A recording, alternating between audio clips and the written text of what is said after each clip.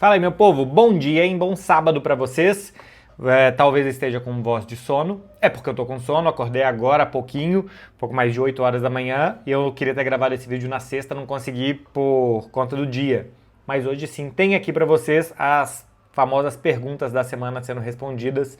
Tem algumas que eu vou passar mais rápido, porque tem muita coisa envolvendo Leonardo Jardim e Felipe Luiz, que no vídeo de ontem que eu fiz, falando do Leonardo Jardim no Flamengo e algumas coisas que eu achava do Flamengo, eu já respondi lá, por exemplo, a pergunta do Biel M. Santos 3, que abre aqui o programa de hoje, se o Felipe Luiz continuasse com paciência, o Flamengo voltaria a ser um time temido? Eu acho que sim, que era questão de tempo, pelos jogadores que tem, pelo conhecimento do técnico, que o Flamengo voltasse a jogar bem, especialmente a volta do Jorginho também ao time, eu acho que melhoraria.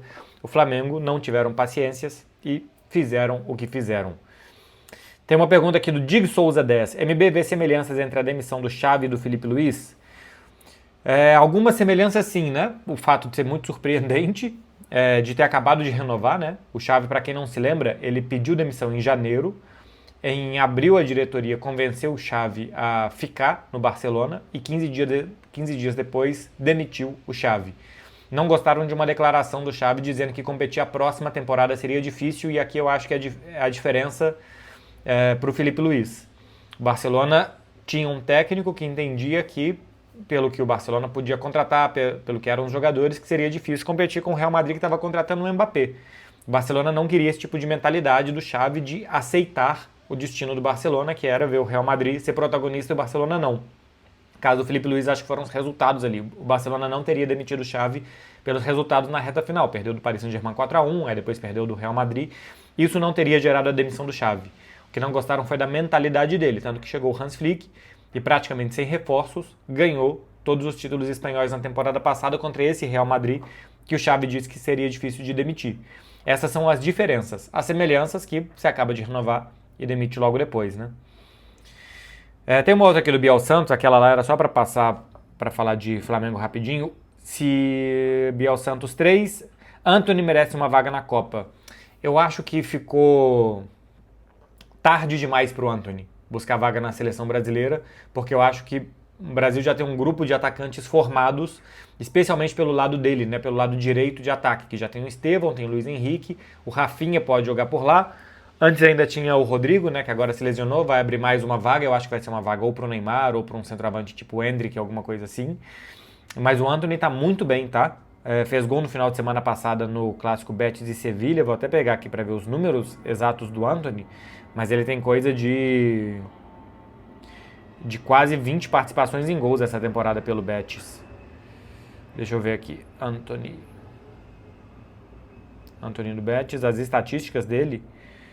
Nessa temporada, 7 gols, 5 assistências, em 21 jogos em La Liga e no total 11 gols e 8 assistências. Já tem 19 participações em gols jogando pelo Betis, está muito bem, fez gol de vitória contra o Atlético de Madrid. Está jogando realmente muito bem o Antony num time médio como é o Betis, né? Então, se não tivesse tudo que o Estevão parece que vai ser, se o Luiz Henrique não estivesse nesse ciclo já consolidado, eu acho que poderia ser uma vaga sim para o Antony. Mas eu acho que por questões de características e de quem chegou primeiro, ele vai acabar sobrando para ele. Matheus Furtado 9. O que tá achando do Bernal no lugar do De Jong? Manda salve. Salve, Matheus.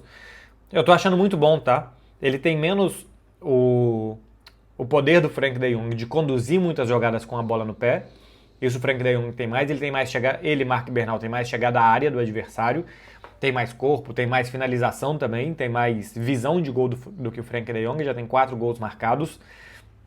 É um jogador que, se o Frank De Jong saísse de salário bem mais baixo, né, que acho que daria para substituir o Frank De Jong, eu acho o Bernal melhor que o Marc Casador, porque ele tem uma capacidade boa de recuperar bolas pelo físico também, por disputas aéreas, mas também tem uma capacidade melhor de distribuir jogo e de chegar à área do adversário para finalizar. Eu acho que o Barcelona vai ficar ainda mais umas 3 semanas sem o De Jong e está bem servido com o Marc Bernal. Eu ainda acho que precisa, especialmente no momento decisivo da temporada, da experiência. Ele é um jogador muito cru ainda, porque não jogou a temporada passada e agora ele está ganhando ritmo. Então, se fosse para terminar a temporada, eu preferiria com o De Jong jogando. Mas para começar a temporada, eu acho que o Marc Bernal já pode entrar numa briga para ganhar posição, pelo que ele dá de ser um canhoto, de físico, de chegar da área do adversário especialmente. Mas o Frenkie de Jong tem aquelas conduções com a bola no pé que são muito boas. Gui Henrique MG. Se a escolha fosse sua, tiraria o Tite e contrataria, tá, Gui? O Felipe Luiz, caso o mesmo quisesse vir? Caso o mesmo quisesse vir, sim. Porque eu acho que o Tite já tem uma rejeição de torcida, de imprensa e uma falta de energia que eu não tô vendo o Cruzeiro evoluir. Pode até ser que ganhe o Clássico nesse domingo e que ganhe o Campeonato Mineiro, mas eu não estou vendo o Cruzeiro evoluir com o Tite. E eu acho que com o Felipe Luiz teria mais energia para dar para esse elenco. Eu vejo o Tite sem energia, eu vejo o Tite muito apático. Ei, cachorrinho, quer vir aqui dar um oi pro pessoal? Eu vejo o Tite muito apático no Cruzeiro nesse início de temporada. Aqui vocês estão, não sei se vocês estão com saudade. Ramonzinho, dá um oi pro pessoal. Dá oi. Já deu oi pro pessoal? Já? Você tá fazendo bagunça na sala? Tá comportando? O que a gente combinou? Você lembra? Não lembra não, né? Esse é um cachorrinho, né? Ele tem um pouco de medo quando eu falo gravando. Ele acha que eu tô brigando com ele. Então, vejo o Tite sem energia. E o Felipe Luiz eu vejo um cara com mais energia para querer, enfim, fazer mudanças e dar o ritmo que o Cruzeiro precisa. É porque eu já digo de cara, tá? Acho que o Felipe Luiz não vai aceitar um trabalho tão cedo no Brasil, porque primeiro acho que ele vai querer digerir o que aconteceu com ele no Flamengo, até entender as coisas que ele fez mal para ser demitido em 2026, e talvez ele queira tirar a licença da UEFA para poder treinar na Europa e esperar uma proposta que possa vir de fora. Eu não acho que o Felipe Luiz vai ser esse cara que vai ficar rodando no futebol brasileiro tão cedo, não.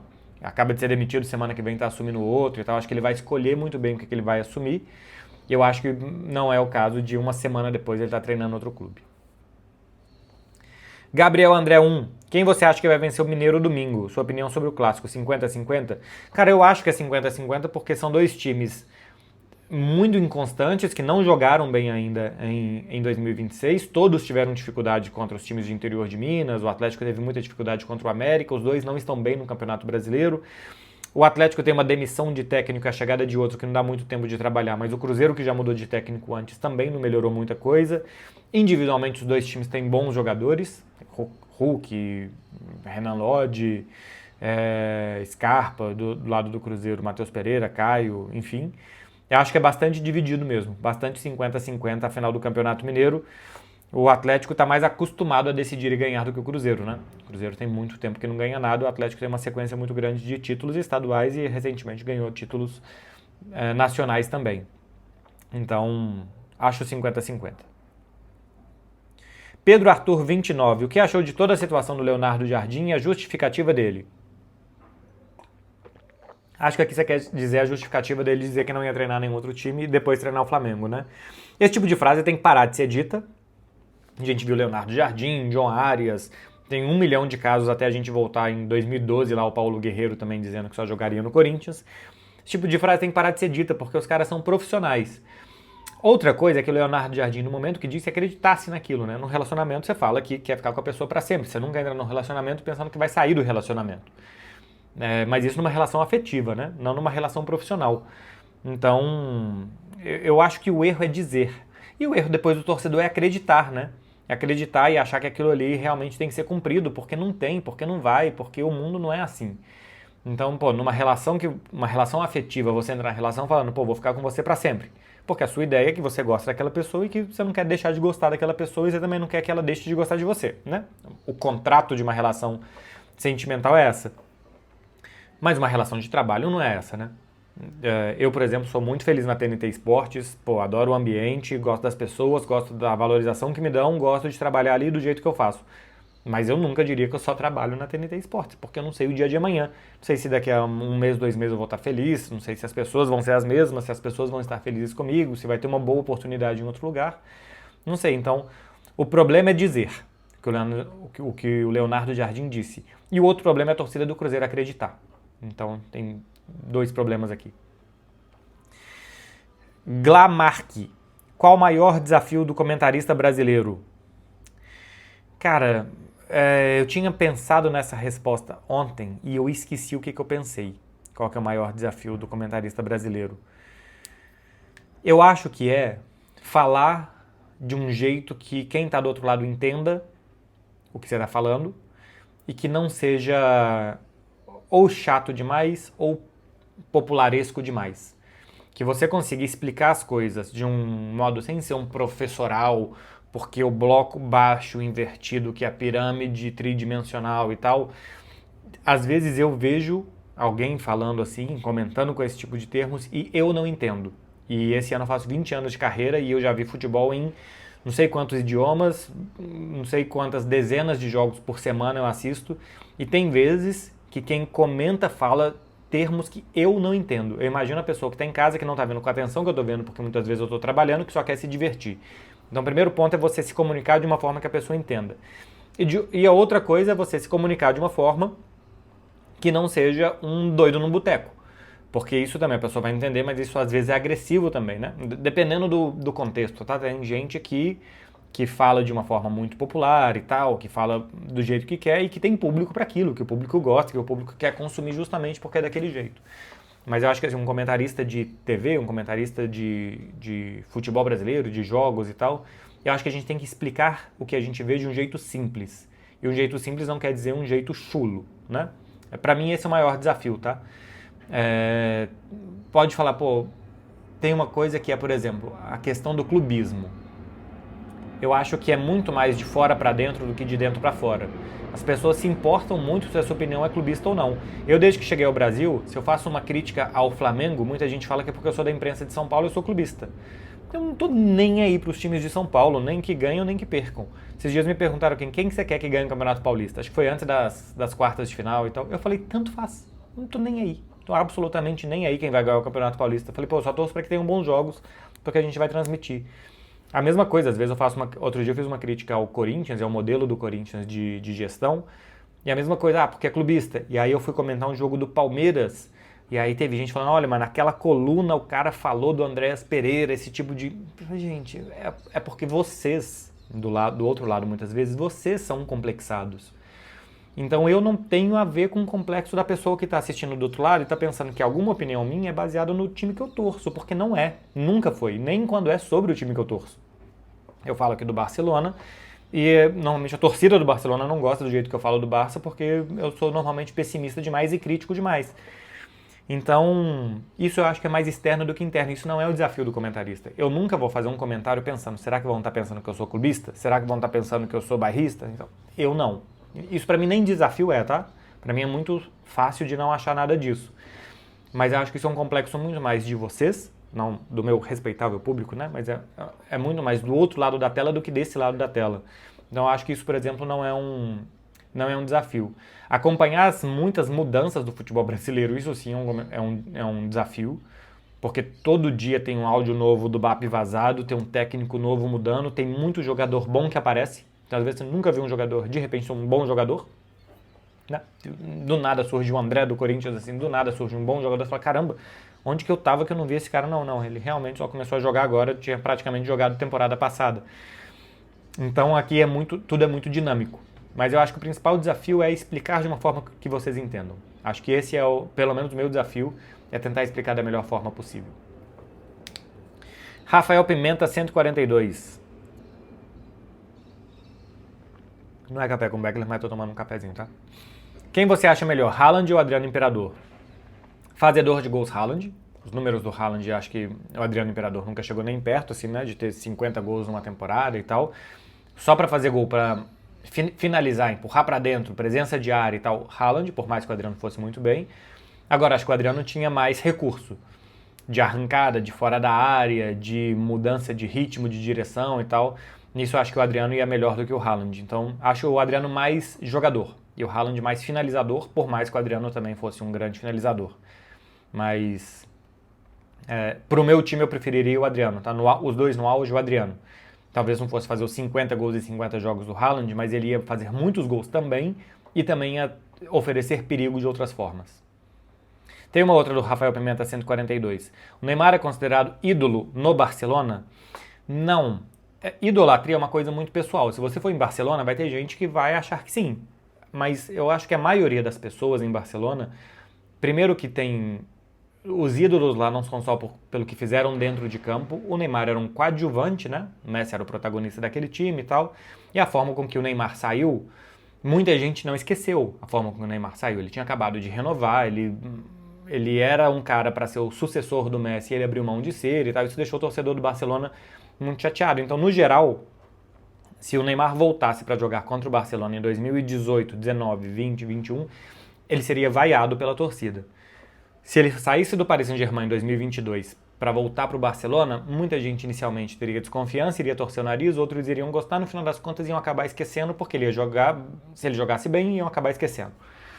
Mas eu acho que é muito pouco provável que o Neymar, agora que os sentimentos estão esfriando, né? Que não tem mais uma paixão de amor ou de ódio, ou de precisamos desse cara porque o time está jogando mal, a partir do momento que passa tudo isso, que sobra só aquele sentimento genuíno, que ele vai ficar atrás de Rivaldo, de Romário, de Ronaldinho, nem se fala.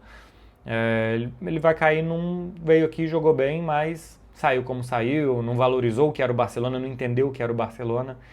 Vai ser muito pessoal, mas no geral, do que eu conheço das pessoas de lá, eu acho que o sentimento é esse. E por que eu digo que é muito pessoal? Porque daqui a pouco chega um produtor de conteúdo, vai lá, faz 10 entrevistas na porta do estádio do Barcelona, 5 vão falar que adoram o Neymar, você corta as outras 5, você tem ali falando, olha, 100% dos torcedores acharam que o Neymar é um grande ídolo aqui. Esse tipo de coisa acontece. Eu morei lá 10 anos. Eu vi o auge do Neymar em 2015 e eu vi a saída do Neymar em 2017. E eu vi depois o pós-saída do Neymar. E eu conheço as pessoas, tinha relações pessoais lá. Então o que dá pra dizer é isso, assim, muita gente aceitaria o Neymar de volta em algum momento, porque o time precisava de um bom jogador, mas daí a ser ídolo, não. Nailson Borges, o que acha da decisão do Mbappé de se tratar por conta própria visando a Copa do Mundo? Pô, isso daqui eu acho complicadíssimo, tá?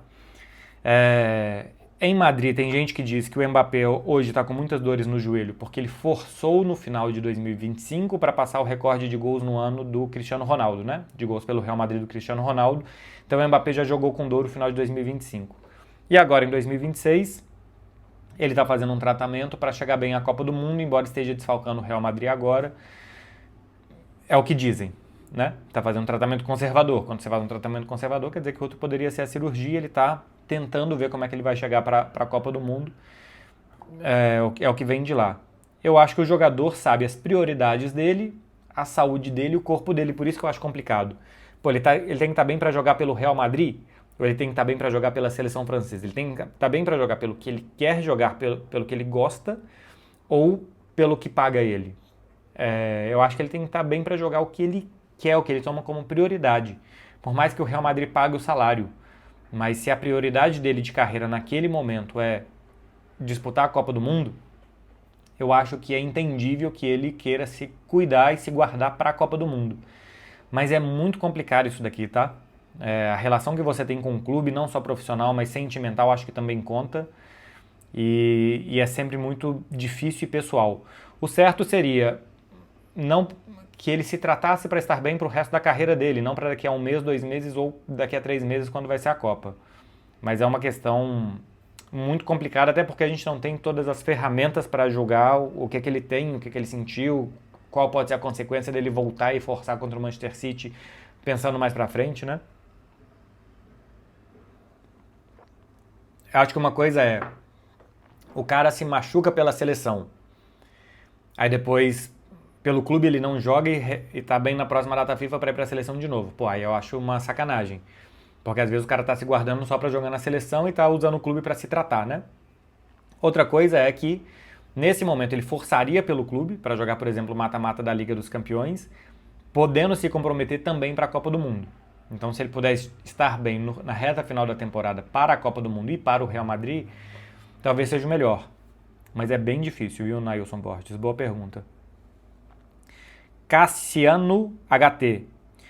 O que sabe da disputa Camp Nou e Bernabéu para sediar a final da Copa de 2030? Gente, isso aqui é Santiago Bernabéu, né? Porque é em Madrid, porque é na capital, porque é uma Copa do Mundo sediada na Espanha, que a final seja no estádio que é um símbolo da Catalunha, é uma coisa politicamente impossível de acontecer. Porque é o estádio do maior clube da Espanha, né? Por mais que eu torça para o Barcelona, o Real Madrid é o maior clube da Espanha. Então, o Camp Nou caberá mais gente, né? O Camp Nou vai caber 105 mil, o Santiago Bernabéu do Real Madrid é de 85, caberia 20 mil pessoas a mais numa final de Copa do Mundo. Mas aqui é uma questão política e muito simples. As finais normalmente são disputadas no principal estádio do país ou na capital. Madrid é a capital. O Santiago Bernabéu talvez seja o principal estádio do país, porque ele é do Real Madrid, ele não é do país, né? A Espanha não tem um estádio do país, não tem um Wembley para chamar de seu. Até querem fazer o La Cartuja, né? Que é o estádio de Sevilha, que ele tem mais uma relação neutra entre Madrid e Barcelona. Mas para mim é muito natural que seja no Santiago Bernabéu. Acho que nem existe muita disputa, acho que nem vai ter muita força essa disputa, porque não existe uma força política catalã forte o suficiente, ou do Barcelona forte o suficiente, para que a final seja lá e não seja no campo do Real Madrid. A não ser que queiram levar para o Metropolitano, por exemplo, mas é um estádio menor, né? É um estádio para 70 mil. Aí você foge da disputa Real Madrid-Barcelona e você deixa a final na capital do país. Mas aí o estádio é menor. Então, por isso acho que não. Paulino Bruno Costa. O quanto esses conflitos mundiais podem interferir na Copa? Vai interferir muito, tá? Primeiro que a gente já tem a repescagem agora no mês de março, e a repescagem vai ser disputada no México, e o México também tá um caos, né? Pela morte do narcotraficante lá e os conflitos urbanos no México. Então é uma onda de violência que vamos ver se vão conseguir garantir a segurança para os jogos.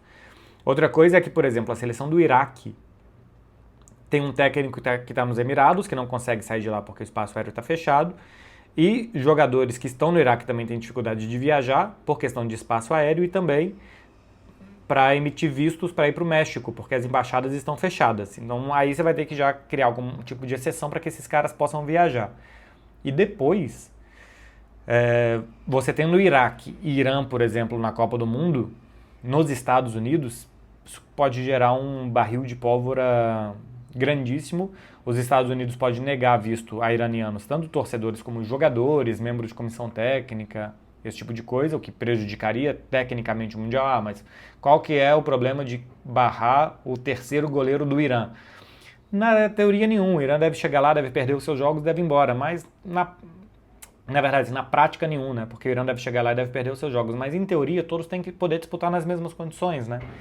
Então, eu acho que vai interferir sim na Copa do Mundo. Uma Copa do Mundo que vai ficar marcada, ou que deve ficar marcada caso essas coisas aconteçam, pelos Estados Unidos não ter deixado entrar profissionais para disputar aquela Copa e torcedores para acompanhar suas seleções naquela Copa. Esse ataque de testosterona do Trump só incomoda todo mundo, né? Só atrapalha todo mundo.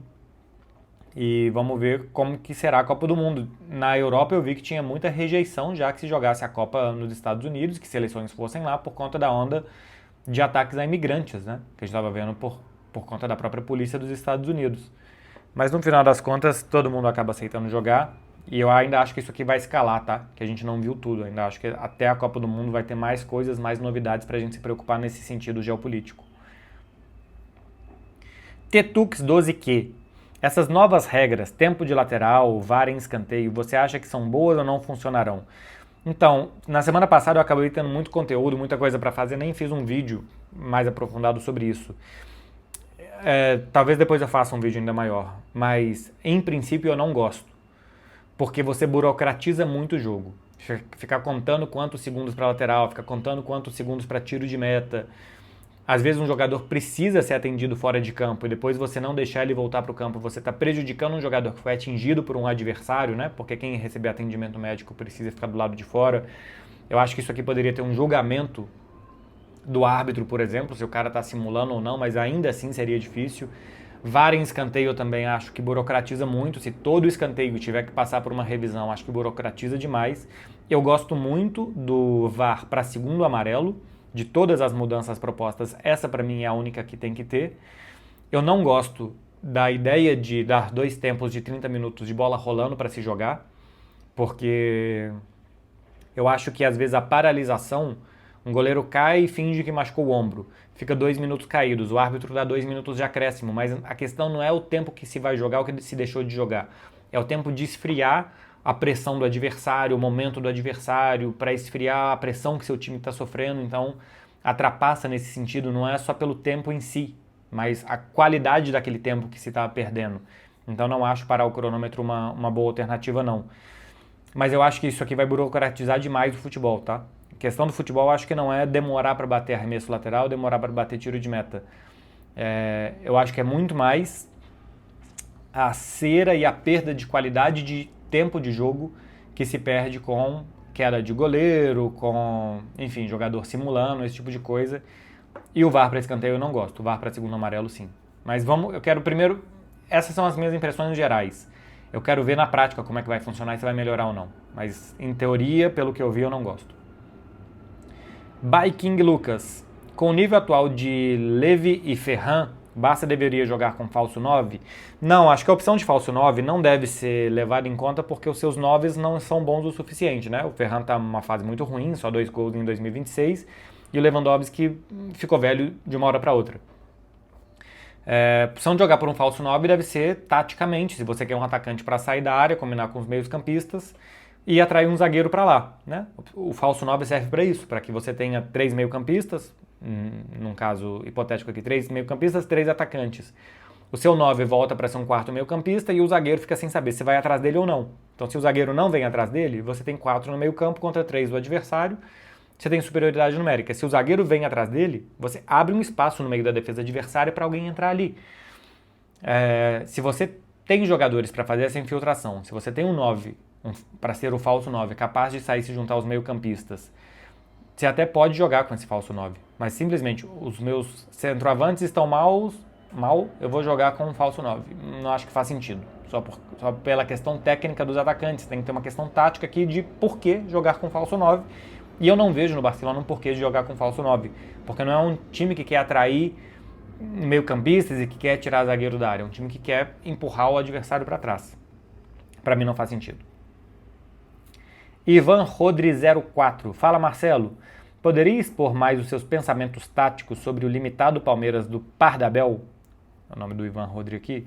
Cara, eu não acho que o Palmeiras do Abel seja limitado. Ele tem uma forma de competir que eu esteticamente não gosto, mas que inegavelmente dá certo, né? O Palmeiras compete muito bem. O Palmeiras tem com o Abel o quê? 4 ou 5 semifinais de Libertadores, 3 finais, 2 finais vencidas, 7 finais de Campeonato Paulista, ganhou 2 ou 3 campeonatos brasileiros. Esse time compete muito bem, ponto final. Ou seja, dá certo. Eu acho que em grandes jogos, ou jogos contra adversários fechados, o Palmeiras fica um pouco atrás, porque ele não é normalmente protagonista dos jogos. Eu acho que um time que está sempre competindo, ele precisa ser protagonista, e não sempre dançar a dança do adversário e não sempre estar reagindo. E o Palmeiras, com a bola no pé, o Palmeiras, quando o adversário dá a bola para ele, ele tem muita dificuldade de criar. Tanto que a gente viu contra o Novo Horizontino. O gol sai de um lançamento longo de Marlon Freitas para 2 atacantes, um disputar no alto, o outro pegar o que cai embaixo, e o Palmeiras jogou 73 bolas longas contra o Novo Horizontino. Ah, mas teve também muito mais posse de bola. Teve. O que ele fez com a bola? Me digam uma jogada que o Palmeiras construiu com a bola no pé e que levou perigo ao gol no Novo Horizontino em 90 minutos. Teve uma que foi do Felipe Anderson no segundo tempo, combinou ali com um jogador pelo lado, lançou para o Flaco do outro lado, ele rolou para o Kelvin que chegou batendo. De ataque posicional, como se diz, o Palmeiras teve uma num jogo que o adversário deu a bola para ele. Agora, se você pega contra São Paulo, contra Fluminense, adversários que jogaram lá e cá contra o Palmeiras, esses times perdem a bola porque o Palmeiras pressiona muito bem, marca muito bem, e o Palmeiras tem uma transição, né? Recupera e corre muito bem. Então, rapidinho fez o gol no São Paulo em 8 minutos, em 20 minutos tinha feito 2 gols no Fluminense, porque contra adversários que querem ter a bola contra o Palmeiras funciona bem, ou costuma funcionar bem. O problema é quando ele tem a bola, e aqui eu acho que é um problema desse time. Acho que esse time tem que competir melhor quando tem a bola, evitando sempre lançamento longo, né? Porque o lançamento longo, se o adversário neutraliza isso e você não consegue ter uma bola longa de qualidade, se os zagueiros do adversário estão ganhando as disputas dos seus atacantes, meio que acaba o Palmeiras como acabou no final do Campeonato Brasileiro do ano passado, no jogo contra o Flamengo na final da Libertadores. Acho que é um time que tem que atrair mais o rival, sair jogando desde atrás, quando o adversário estiver todo postado atrás, que tenha paciência de rodar a bola de um lado para o outro, de achar espaços, de rodar a bola da direita para a esquerda, para quando chegar num ponto ele tá numa situação de 1 contra 1, e não que esse cara receba de costas, já marcado por 2, 3, que ele não tem muito o que fazer a não ser tocar a bola de novo para um lateral. Então eu acho que o Palmeiras ataca mal quando ele tem a bola. Quando o adversário tem a bola e o Palmeiras recupera aí, ele ataca muito bem. Mas compete bem, tá? Assim, eu não tiro em nenhum momento o mérito do Abel de fazer o Palmeiras atacar e competir, mais do que atacar. Tirar o mérito do Palmeiras do Abel de competir bem. Eu acho que quando ele tem a bola, o adversário dá a bola e se fecha, que ele ataca bastante mal. E aí é um time quase que primitivo, de bola longa, bola longa, bola longa. Nem tenta jogar por baixo. Pra mim esse é o problema. Ivanildo Stoss. Fala, MB. Você acha que o Lyon está pequeno demais para o Endrick? Pô, eu vi um vídeo desse do Fute Mundial, alguma coisa assim. Alguém fez um vídeo mostrando bons lances do Endrick no Lyon e como os companheiros não estavam aproveitando esses lances do Endrick, né? O Lyon é pequeno demais para o Endrick, né? O Endrick é um atacante de Real Madrid, ele não é um atacante de Lyon. A questão é que no Real Madrid ele não teve espaço para jogar e ele foi buscar um lugar onde ele fosse jogar e tal, onde ele fosse poder se desenvolver, mostrar serviço até para voltar para o Real Madrid. Eu ainda acho que a volta dele para o Real Madrid é muito complicada, porque tem lá o Mbappé, que quando não está lesionado com esse problema no joelho, joga todos os minutos e ele tem características muito parecidas com a do Mbappé. É um atacante de explosão, de terminar a jogada, de olhar muito para o gol sempre e joga na mesma faixa de campo. Um é canhoto, um é destro, mas jogam na mesma faixa de campo. Então, com o Mbappé, dificilmente o Endrick vai jogar. Pode jogar aberto na direita, Endrick de um lado, Vini do outro, Mbappé na frente? Até pode, mas o Endrick está sempre arriscando. E quem está sempre arriscando pode ter essas jogadas aqui que a gente viu de um compilado, que eu vi de um compilado, que falava, inclusive, o título é esse, né, que o Lyon tá pequeno demais pro Endrick, que ele está sempre arriscando, então ele muitas vezes está oferecendo perigo, porque está dando bons passes para os seus companheiros, mas se a gente for ver, teve 2 ou 3 jogos de campeonato francês que o Endrick perdeu metade das bolas que ele tocou. Tocou 30 vezes, perdeu 15, tocou 29, perdeu 16, porque está sempre arriscando. E muitas vezes um atacante precisa dar continuidade na jogada e não perder, porque isso faz o seu time não ter volume de jogo, o adversário recuperar a bola, esfriar a sua pressão e você perder a oportunidade de atacar de novo. Então ainda acho que ele é um atacante que precisa combinar mais, às vezes, e não estar sempre atacando e querendo finalizar as jogadas. É algo que acho que ele vai evoluir com o tempo, mas o Endrick é ótimo. Evidentemente o Lyon é pequeno para o Endrick, sempre foi, meio que 1 mais 1 é 2. Ninguém imaginava que o Endrick era um atacante nível Lyon, mas ele foi para lá só para ter espaço, minutos, ganhar experiência e depois ver o que ele vai arrumar da vida dele. Se é voltar para o Real Madrid, no Real Madrid vai ter espaço para jogar com o Mbappé lá? É ser negociado para um outro time? O próximo passo a gente ainda tem que ver. Richard Abreu 1. As chances do Vasco não cair esse ano subiram com a demissão do Felipe Diniz? Sim. Deixa eu só organizar isso aqui. A chance do Vasco não cair subiu, né? O Vasco tem mais chance de permanecer na primeira divisão. Acho que sim, porque com o Fernando Diniz o time competia muito mal. Quando o Diniz foi demitido, o Vasco tinha em campeonatos brasileiros uma vitória nos últimos 20 jogos. Né? Se for pegar 2025 mais 2026, tinha ganhado aquele jogo no Internacional. Muitos gols sofridos. No ano passado, em 31 jogos com o Diniz, o time tomou 51 gols no Campeonato Brasileiro, uma média de quase 2 por jogo, para um time que não ataca bem e que ainda perdeu boa parte dos seus atacantes. Né? Perdeu Ryan, Verratti e Coutinho, esses 3 tinham 60% dos gols do time na temporada passada. Então acho que a demissão do Fernando Diniz faz com que o Vasco, acho que se organize melhor, a tendência é tomar menos gols, ficar menos exposto, jogar um futebol um pouco mais simples. Eu gosto do Renato, tá? Para mim o Renato é um bom técnico, de vez em quando tem o rótulo de ser o cara da praia que não tá nem aí pra nada, que não estuda e que chega lá e faz o básico, mas eu acho que os times do Renato jogam bem e eu acho que vai jogar bem o suficiente para conseguir pontos para não cair. O elenco do Vasco não convida a gente a pensar nada mais do que no rebaixamento, não cair e ponto final, porque assim, não é um bom elenco, as reposições não foram à altura dos jogadores que saíram, tem muitos jogadores inconstantes no Vasco, né? Especialmente no meio campo, então é tentar os 45 pontos e eu acho que tem mais chance de conseguir isso com o Renato do que com o Fernando Diniz. Assis GLRM. MB, com o possível rebaixamento dos Spurs, Van de Ven seria uma boa pro Barça? A mais viável financeiro. É porque acabou aqui os caracteres, né? Cara, se o Tottenham de fato cair, ou nem se cair, mas se o Tottenham ficar mal de novo, acho que muita gente vai querer sair do Tottenham, né? E eu acho que ali dá pra fazer uma boa feira, tá? Porque o Tottenham não tem mau time, porque tá 2 anos muito mal encaixado, mas o time não é ruim, acho que tem bons jogadores. Eu gosto do Pedro Porro como ala, Coutinho Romero tem muitas boas fases, né? Eu já critiquei o Coutinho Romero e teve gente que falou, caramba, esse cara tá criticando o Coutinho Romero, não tá vendo os jogos do Tottenham. Às vezes eu nem tô brincando. Mas eu acho ele muito altos e baixos, não acho o Coutinho Romero um zagueiro nível primeira prateleira do futebol europeu, porque ele tem altos e baixos. O Van der Ven eu acho que pode ajudar. Eu gostaria que o Barcelona contratasse, por exemplo. Se é um jogador que fica barato, eu acho que é uma boa. Eu gosto do Dodge, por exemplo, na esquerda. Não para nível Barcelona, assim, mas eu acho que é um bom jogador. Gosto muito do Xavi Simons. Gosto do Madsen, que tá machucado essa temporada. Acho que o Tottenham tem bons jogadores. Porque desencaixou muito e o time não consegue sair do atoleiro. Mas eu acho que o Vicário é muito bom goleiro, eu acho que dá pra ir lá e fazer uma feira, assim. Vários times eu acho que podem ir pegando jogadores do Tottenham. Não sei se, uma vez rebaixado, vão vender todo mundo. E se ficar na primeira divisão, esses caras vão ficar. A sua pergunta específica aqui, o Van der Ven, eu gostaria pro Barcelona. Acho que é um bom zagueiro pro Barcelona ter, porque é muito rápido, joga pelo lado esquerdo. Enfim, eu acho que é a característica que o Barcelona corre bem para trás, né? O Barcelona precisa de zagueiro assim, porque está constantemente tendo que correr para trás. Eu gosto. Júlia M.R. Alves. Concorda que futebol é política ou acha que é apenas um entretenimento? Não, futebol é muita coisa, né? Futebol é política, é interação social, é inclusão social. Futebol é uma muito boa escola da vida. Futebol é muita coisa. Eu já disse uma vez que futebol não serve pra nada, que futebol é só um entretenimento, porque a razão do esporte, a razão do futebol é ser um entretenimento. Outra coisa é que ele seja politizado, que ele seja utilizado como ferramenta para chegar a outras coisas. Mas ninguém joga futebol pela política.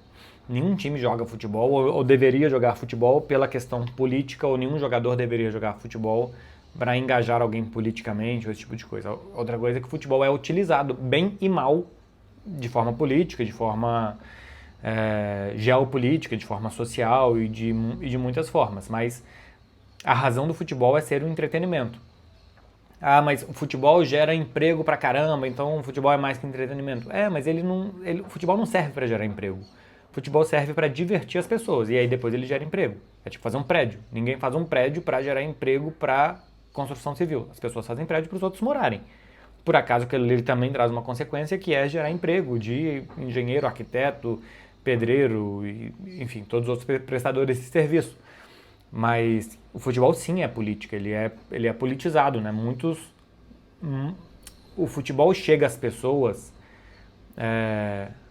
de uma forma muito importante na vida delas.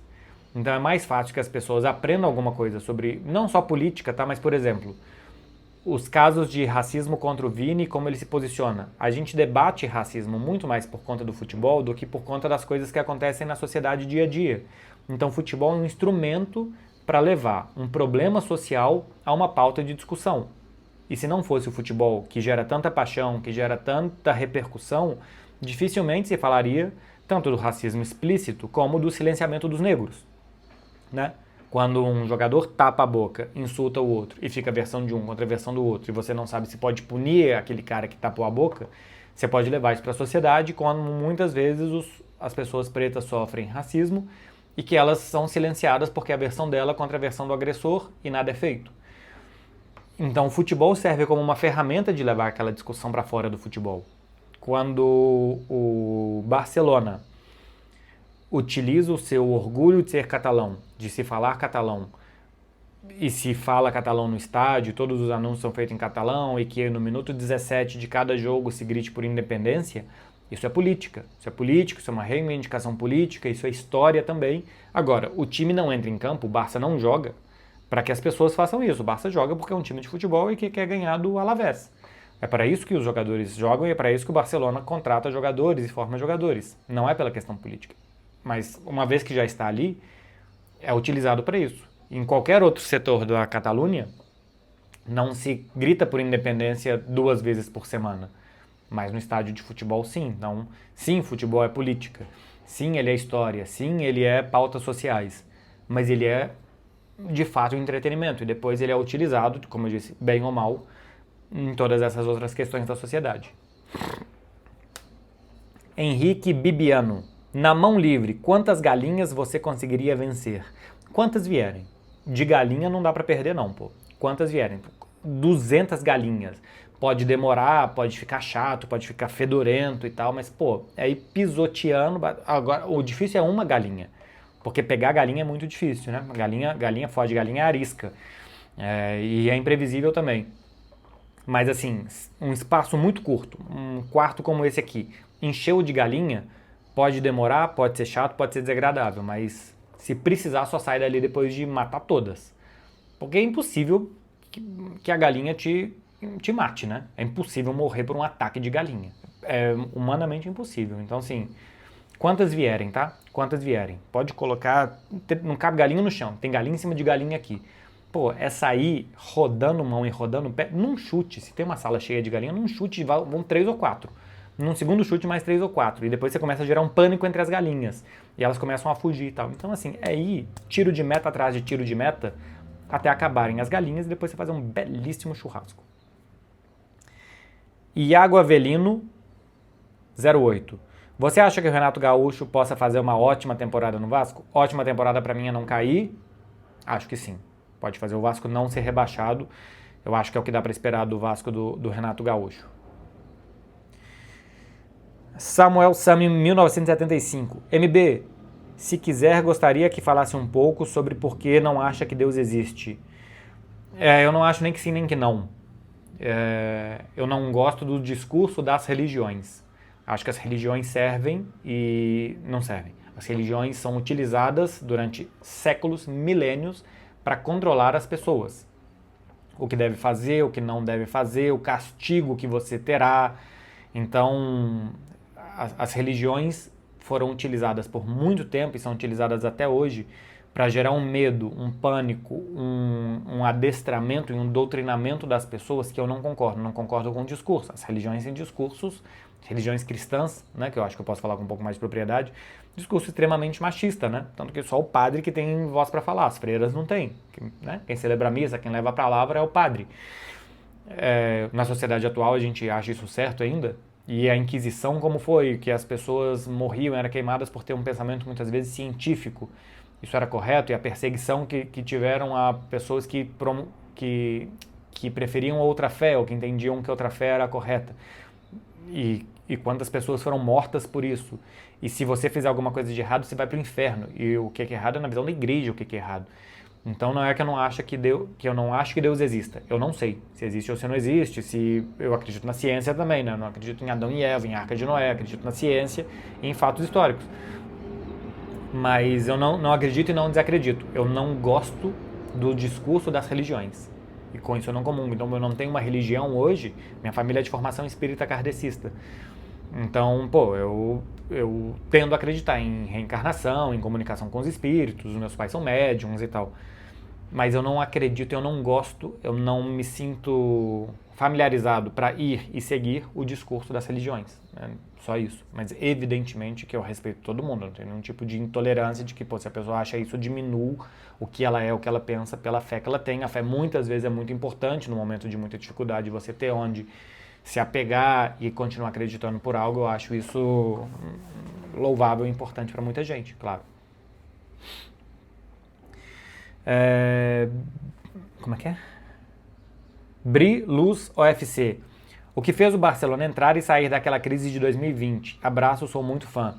O que fez o Barcelona entrar na crise em 2020 os salários eram altíssimos, o custo do clube era de mais de 900 milhões de euros por ano e com o fechamento dos estádios, a diminuição da receita que o Barcelona tinha com o estádio, ele parou de ter uma receita de 400 milhões. Então, se você tinha receita de 1 bilhão, custo de 980 milhões, você estava com água aqui. E a partir do momento que a sua receita cai de 1 bilhão para 500 milhões, a água sobe e você se afoga. Então, Barcelona no primeiro ano teve um prejuízo de quase 500 milhões. E o que fez sair? Foi diminuir os custos, especialmente folha salarial. Saída de Messi, de Griezmann, depois de Piqué, de Jordi Alba, de Busquets, de Sérgio Roberto, de Umtiti. Esse tipo de coisa foi baixando a folha salarial do Barcelona. Ele foi de novo conseguindo ganhar receitas encher o estádio, patrocínios, venda de produtos e tal. Então ele de novo conseguiu ter uma receita na casa de quase 1 bilhão, a temporada passada terminou acima de 970 milhões, e os custos baixaram muito. Então isso foi o que fez o Barcelona entrar. Custos muito altos e a receita deixou de ser alta. E depois sair da crise foi baixar os custos e de novo aumentar a receita. Para finalizar, tem duas aqui. Renato Kubaszewski, qual decisão foi mais difícil? O tudo novo de ir para Barcelona ou de voltar para o Brasil? Pô, voltar para o Brasil foi muito mais difícil. Porque ir para Barcelona era isso, era uma novidade, era uma aposta, eu tinha 28 anos e eu queria ir para Barcelona. Eu trabalhei e batalhei para ir para Barcelona. Eu não queria voltar para o Brasil, né? Eu não estava pensando em voltar, não era um plano voltar, eu estava muito feliz em Barcelona. Eu voltei porque eu vi aqui uma grande oportunidade. Não era uma coisa que eu queria de cara fazer. Eu fiz porque eu vi que era uma oportunidade que tinha. Então, uma coisa é eu 100% querer ir e outra coisa é eu voltar falando, pô, vamos ver se dá certo e se é isso mesmo que eu quero. Então, ir para Barcelona foi muito mais fácil do que voltar para o Brasil. Por mais que indo para Barcelona foi numa situação profissional recomeçando do zero, né? Eu pedi demissão da Globo e fui. E eu voltei numa posição profissional muito boa. Então tem lá suas diferenças, mas o desejo de ir e o desejo de voltar torna uma decisão muito mais fácil, muito mais difícil. E para finalizar, minha bateria do celular vai acabar a qualquer momento aqui. Ink Nunes. Primeiro passo a ser um jornalista em alto nível como o Beckler é. Eu acho que não sou de tão alto nível assim não, tá? Mas o primeiro passo é se comunicar bem. É o que eu tento fazer, me comunicar bem, fácil com vocês. E para mim o primeiro passo para isso é prestar atenção em tudo que você consome. Veja como que estão se comunicando, como que falam, como que é um programa, qual que é a linguagem que é utilizada ali. Eu estava assistindo uma série boba de Netflix esses dias, chama Younger. É uma mulher que finge ter 26 anos, tem 40 para trabalhar no mercado editorial de livros em Nova York. É uma série bem boba americana com tudo que traz. Mas a forma de se comunicar da série, de trazer os personagens, de construir os personagens e os diálogos e tal, eu ficava vendo, prestando atenção muito mais nisso do que na novelinha que estava passando ali.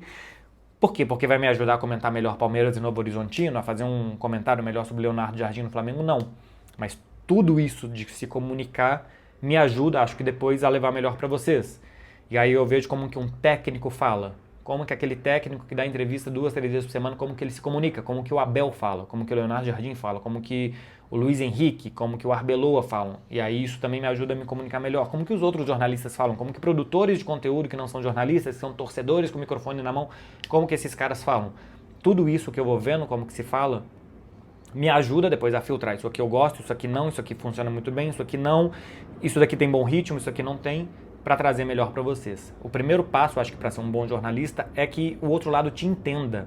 Isso parte também de não ser o acima da carne seca e melhor de todo mundo e falar assim, eu sou só responsável pelo que eu falo, eu não sou responsável pelo que você entende. É sim responsável pelo que a outra pessoa entende. Se você não se comunica bem, o outro lado não entende bem.